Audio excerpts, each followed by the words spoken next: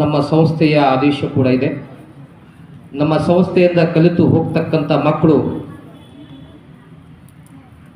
ಶಿಕ್ಷಣದ ಜೊತೆಗೆ ಸಂಸ್ಕಾರ ಕಲಿಬೇಕು. ಜೀವನದೊಳಗೆ ನಾವು ಏನಾದರೂ ಸಾಧನೆ ಮಾಡಬೇಕಾದ್ರೆ,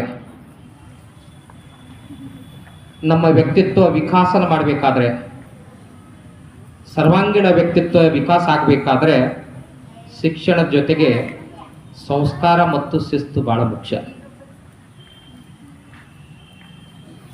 ಶಿಕ್ಷಣ ಇತ್ತು, ಶಿಸ್ತು ಇರಲಿಲ್ಲ, ಸಂಸ್ಕಾರ ಇರಲಿಲ್ಲ ಅಂದರೆ ಅವರು ಯಾವ ದಡಕ್ಕೂ ಕೂಡ ಸೇರಲಿಕ್ಕೆ ಸಾಧ್ಯ ಇಲ್ಲ.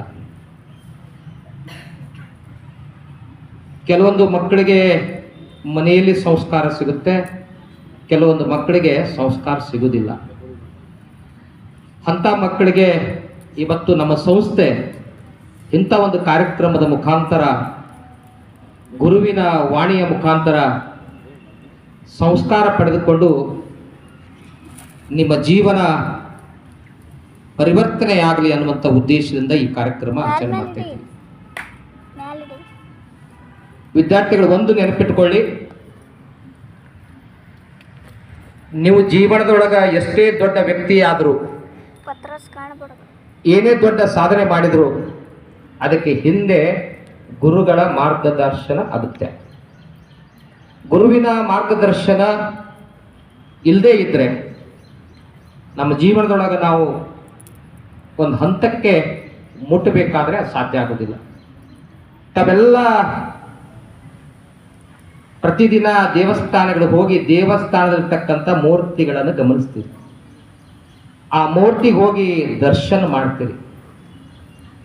ಆ ಮೂರ್ತಿಗಳಿಗೆ ಜೀವ ತುಂಬತಕ್ಕಂಥ ಕೆಲಸ ಯಾರು ಮಾಡ್ತಾರೆ ಕೇಳಿದ್ರೆ ಗುರು ಮಾಡ್ತಾನೆ. ಆ ಗುರು ಯಾರಂತ ಕೇಳಿದ್ರೆ ಒಬ್ಬ ಶಿಲ್ಪಿ. ಒಂದು ಹಾದಿಯಲ್ಲಿ ಬಿದ್ದಿರ್ತಕ್ಕಂಥ ಕಲ್ಲನ್ನು ತೆಗೆದುಕೊಂಡು ಹೋಗಿ ಒಬ್ಬ ಶಿಲ್ಪಿ ಅದನ್ನು ಬಹಳ ಸುಂದರವಾಗಿ ದೇವರ ಮೂರ್ತಿಯನ್ನು ಕೆತ್ತನ.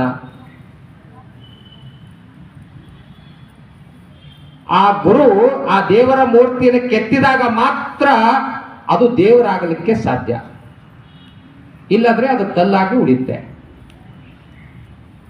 ಆ ಗುರು ಯಾರಕ್ಕೆ ಕೇಳಿದ್ರೆ ಆ ಶಿಲ್ಪಿ.